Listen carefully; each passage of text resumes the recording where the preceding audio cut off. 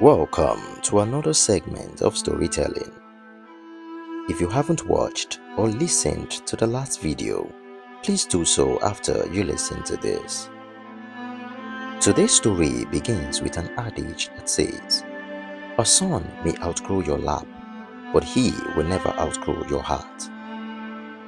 Centuries ago, in a particular land where kindness reigned and heart unites, where there weren't insecurities on the streets and children could play without fear of bombs and missiles, where neighbors could lend a helping hand. There lived a large family blessed by God. They were so wealthy that even this present generation of billionaires couldn't have amassed such wealth. Elias became wealthy with large flocks of sheep and goats, many camels and donkeys. Elias had 12 sons from two beautiful wives. The one Elias loved most was Felix, the 11th one. Felix was given almost the whole world. One day, the father called young Felix and gave him a handmade coat. The brothers watched, faces tight with jealousy. One very good thing about Felix was his pure soul and big dreams. He had dreams that no one could ever fathom. His brothers got so angry. They saw his dreams as insults. They saw their father's love as betrayal. Ben, the first brother, spoke. "He is not special. He just talks pretty." "Malcolm," the second brother said, "let's end this. Let's make sure he never dreams again." One day, they said to him, "Let's go to the edge of the valley." He agreed and went with them. When they got there, they said, "Now let's see how your dreams will make you the head amongst us." They beat him to stupor and threw him away in the dry well to die. After a while, the brothers saw merchants passing by and decided to make some cool cash. Asher, the fourth brother, said, "Of what use is this useless boy? Let's sell him off." They all agreed, brought him out of the well and sold him off.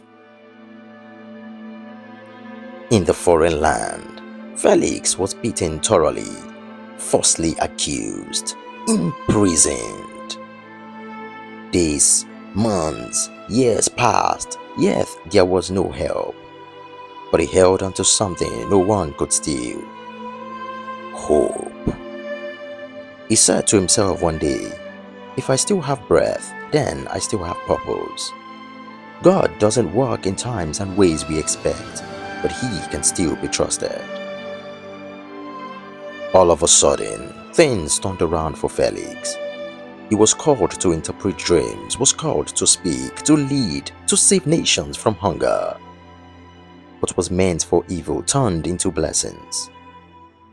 The forgotten boy became a man of power, a man of mercy and grace. The day of reckoning came. His brothers, who didn't know Felix was still alive, traveled all the way from their land to his kingdom to beg for food. He looked at the very men who once threw him away. He stood up with tears in his eyes and said, "I am your brother. You meant to harm me, but God used it for good." He embraced them. He wept with them.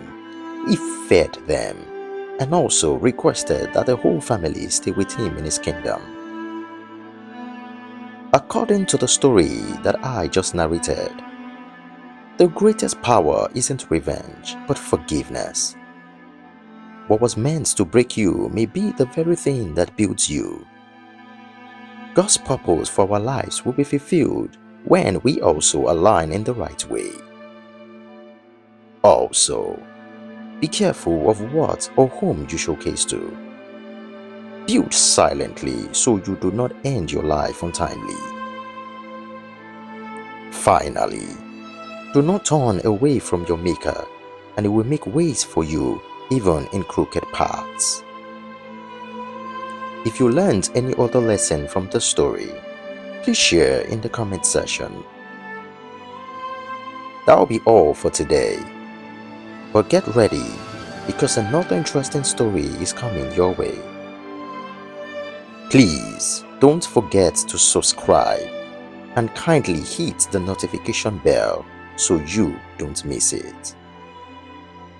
Until next time, bye.